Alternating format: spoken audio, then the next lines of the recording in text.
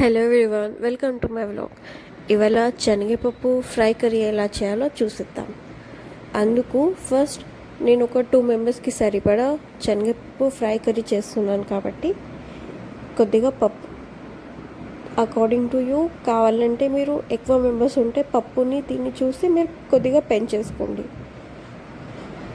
ఇందుకోసం ఫస్ట్ శనగపప్పుని క్లీన్గా 3 to 4 times wash చేసి పెట్టుకోండి.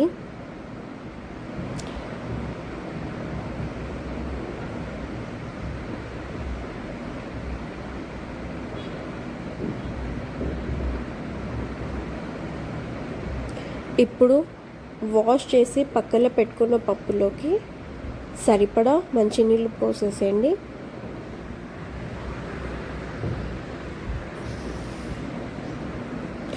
ఆ తర్వాత గ్యాస్ వెలిగించుకొని కుక్కర్ పెట్టేసేయండి.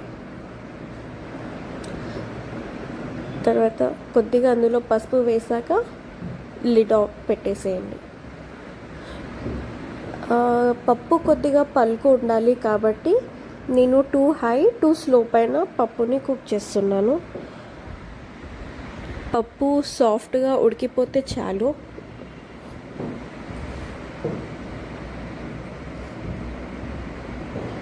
ఇలా ఇప్పుడు ఆ ఉడికిన పప్పుని కుక్కర్లోకి వెళ్ళి తీసేసి వేరే బౌల్లోకి డంప్ చేసేయండి.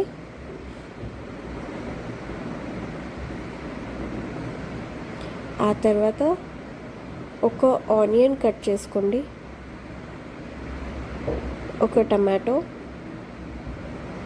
గ్రీన్ చిల్లీస్, కొత్తిమీర,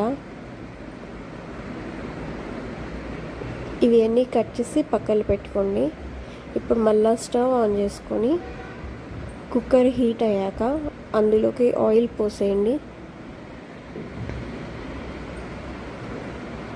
ఆయిల్ హీట్ అయ్యాక అందులోకి జీలకర్ర, ఆవాలు వేసేసి ఆ తర్వాత కట్ చేసి పక్కన పెట్టుకున్న ఆనియన్స్, గ్రీన్ చిల్లీ వేసేయండి.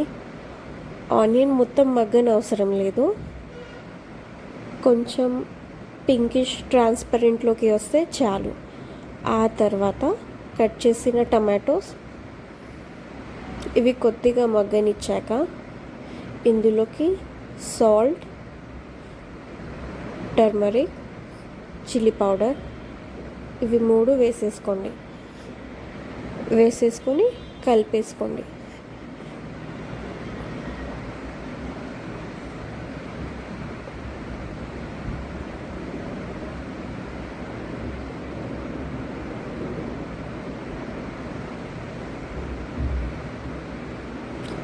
ఆ తర్వాత 2 మినిట్స్ అయ్యాక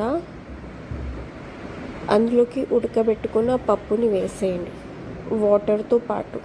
ఇంకా మీరు ఎక్స్ట్రా వాటర్ ఏం వేయని అవసరం లేదు, ఉన్న వాటర్ సరిపోతాయి. ఎందుకంటే ఎక్కువ లూజ్గా చేసేది లేదు, సెమీ గ్రేవీ.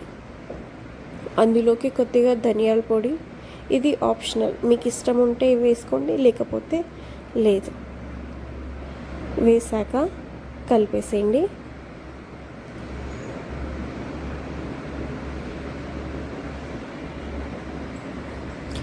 దీని తర్వాత కట్ చేసి పక్కన పెట్టుకున్న కొత్తిమీర వేసేయండి.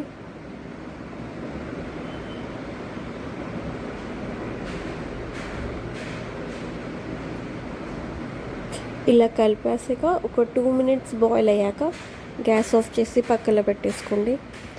ఇప్పుడు ఇది రైస్లోకైనా చపాతీలోకైనా దేంట్లో అయినా తినొచ్చు. టేస్టీగా ఉంటుంది,